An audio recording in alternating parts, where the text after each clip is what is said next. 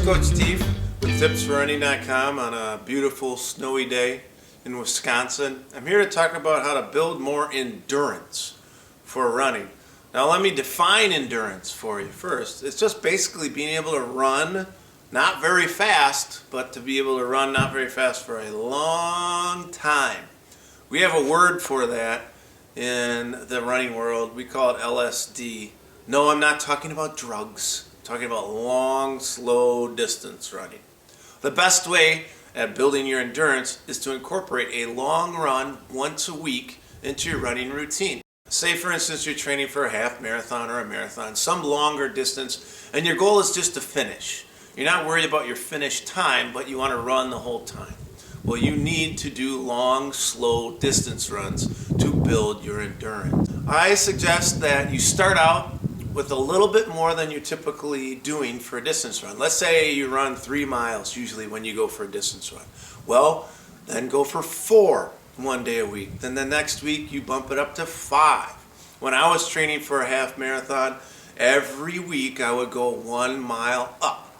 Some weeks I wasn't feeling very good and I stayed at the same level. So I'd be at 8, and then the next week I'd do 8 again until I felt comfortable, and then I go up to 9. If you are going slow and if you are trying to go for a long distance, it's easier that way. When you get in trouble trying to build endurance is when you try to push it too fast and then you end up hurting. The key is to go relatively slow and then try and build as you go. There are a couple other ways to try to build your endurance without doing a long, slow distance run.